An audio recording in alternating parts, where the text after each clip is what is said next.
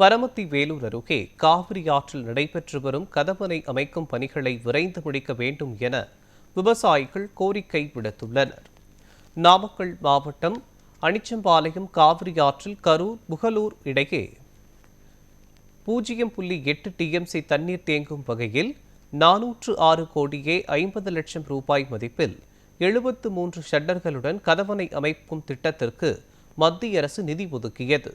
இதற்கான பணி கடந்த 2020ஆம் ஆண்டு தொடங்கப்பட்ட 3 ஆண்டுகளில் நிறைவடைய வேண்டிய நிலையில் 5 ஆண்டுகளாகியும் இன்னும் முழுமையடையாமல் மந்தமாக நடைபெற்று வருவதாக விவசாயிகள் தெரிவிக்கின்றனர்.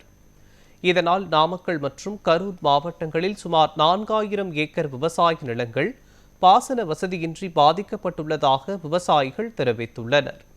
எனவே தமிழக அரசு உடனடியாக நடவடிக்கை எடுத்து பணிகளை விரைந்து முடிக்க வேண்டும் என இளம் விவசாய சங்க மாநில தலைவர் சவுந்தரராஜன் வலியுறுத்தியுள்ளார்.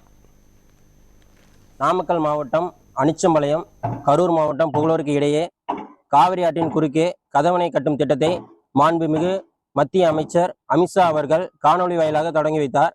அந்த திட்டமானது 2021 ஒப்பந்தத்தின் அடிப்படையில் இந்த பணி மேற்கொள்ளப்பட்டது. அந்த பணி மேற்கொள்ளும் போது 3 ஆண்டு காலத்துல இந்த பணியை முடிச்சு தரேன்னு சொல்லியிருந்தாங்க. இப்போ 5 ஆண்டு 3 மாசம் ஆகியும் இந்த பணி இன்னும் நிறைவேறாமல் இருக்கு.